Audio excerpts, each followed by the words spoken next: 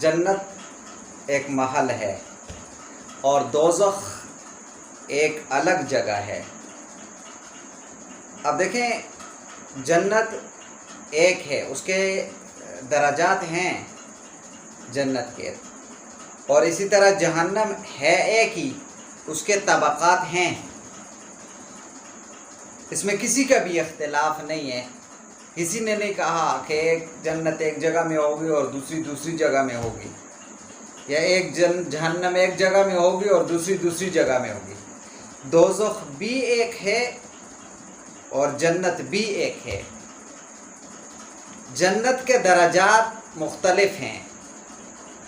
हर दर्जे में उसके मुताबिक जो लोग आमाल करते थे वो लोग उसमें जाएंगे, और दोज़ख के भी तबक़ात हैं ऊपर नीचे। जो आदमी जितना बड़ा मुजरम होगा उसको उस तरह के तबके के अंदर जहन्नम में डाल दिया जाएगा।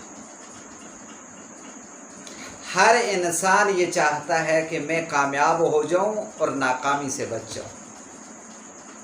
हर इंसान की ख्वाहिश ये है कि मैं आज़ाब से बच जाऊं, आसाइश, सहूलत और आराम की ज़िंदगी बसर करूं।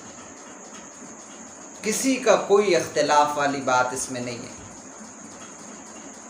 हर आदमी कामयाबी चाहता है, हर आदमी नाकामी से बचना चाहता है। अब जो इख्तिलाफ है, कामयाबी मिलेगी कैसे, नाकामी से बचेगा कैसे, जन्नत मिलेगी कैसे, दोज़ख से बचेगा कैसे, इसमें इख्तिलाफ है। कोई एक रास्ता बता रहा है, कोई दूसरा रास्ता बता रहा है। इसलिए जो दाई है, जो दावत देने वाला है, उस दाई को देखना चाहिए कि ये दाई हक पे है कि नहीं। ये जो दावत दे रहा है ये वाकई इसलिए दावत दे रहा है कि हमारी आखिरत बन जाए, जन्नत में जाने वाले बन जाएं, दोज़ख से बच जाएं, या ये सिर्फ धोखा दही है। जब भी दुश्मन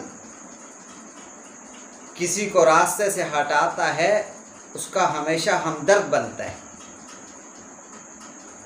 क्या इब्लीस हज़रत हवा, हज़रत आदम अलैहिस्सलाम के पास हमदर्द बन के नहीं आया? क्या हज़रत हाजरा अलैहिस्सलाम के पास शैतान हमदर्द बन के नहीं आया कि अम्मा जी इस्माईल अलैहिस्सलाम किधर हैं? का वो तो बाप के साथ लकड़ियाँ चुनने गए। का नहीं, लकड़ियाँ चुनने तो नहीं गए, वो तो ज़िबा होने के लिए गए हैं। उनके वालिद हज़रत इब्राहीम अलैहिस्सलाम कह रहे हैं कि उन्हें ज़िबा करेंगे। तो हाजरा अलैहिस्सलाम ने कहा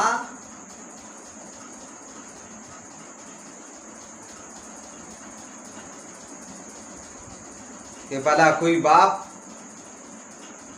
बेटे को ज़िबा कर सकता है? भला कोई बाप बेटे को ज़िबा कर सकता है?